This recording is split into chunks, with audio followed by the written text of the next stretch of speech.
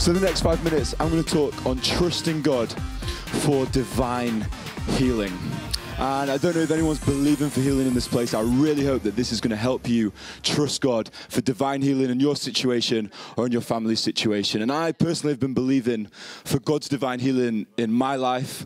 For the last 18, 19 months, I've been plagued with health challenges that have been quite life-changing, actually. And I'm really believing for God's healing in that situation. And 20 years ago, my dad actually nearly died 20 years ago. He had some severe blood clotting, which started at the top of his ribs and went all the way down into both his legs, to the point where the doctors told my mum that you're going to have to emotionally prepare to say goodbye to him tomorrow, because he's not going to make it past 2 days, basically. There's not much chance of him getting past 2 days. None of the treatments were working, the drugs weren't working, nothing. So my mum came to terms with this. She said, God, it's in your hands. In her words, she said, God, it's in your hands whether he lives or whether he dies. And we prayed, we believed for healing. I was 4 or 5 years old at the time, and God did a miracle in that moment where my dad miraculously got better. Because when the doctors say, who don't believe in Jesus, they said, now, we know you guys are people of faith, but you're going to have to draw your own conclusions here, because we've done nothing to make this man better. We don't know why he's got better, so draw your own conclusions. I think that's medical terminology for God has healed your dad. It was incredible. And I got a phone call on Thursday night that said, from my mum, saying, your dad's got another blood clot. And it started in his abdomen, close to vital organs again. And it was almost like, wow, here we go again, you know, really? We're going to go through this again? And they did some CT scans and found out it was quite an extensive clot. And for them to use the word extensive, that's quite strong language medically. And it's been spreading, and they don't really understand why it's there. He's on anti-blood clotting medication already. At the minute, he's on a ridiculous amount of medication. And we were really praying and trusting for healing in that situation. And the drugs weren't working.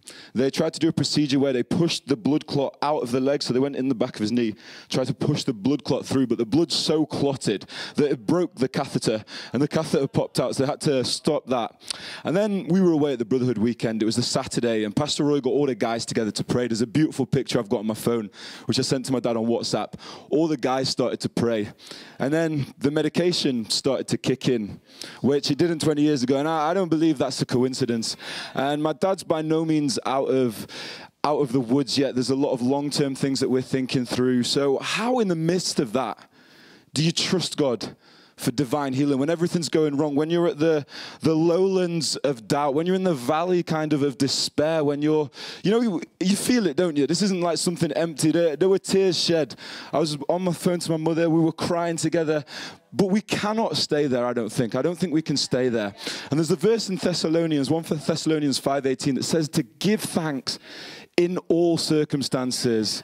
And that really hit me in that moment. I think thankfulness is the key, like Tendo was saying, to take us from the lowlands of doubt to the mountaintops of trust. Because when we start to give God thanks, even in those situations, we don't give God thanks for the situation.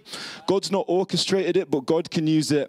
When we give God thanks, it reminds us what he's done, and it reveals to us who he is. And as we start to give God thankfulness in these situations, we see that he has healed, and we see that he is a healer, and he will do it again. He will do it again.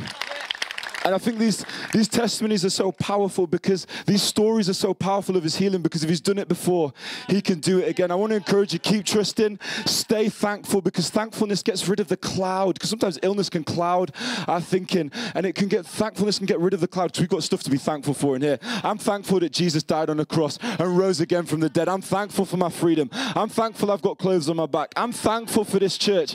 And it's like learning a language, thankfulness, that you start off and it's tough at first, and you might just have one thing to be thankful for, but as you start to be thankful for that one thing, you remember another thing. You realize what God has done. You realize what he's doing, and it starts to become a fluent language, and all of a sudden thankfulness breeds a strength in trust.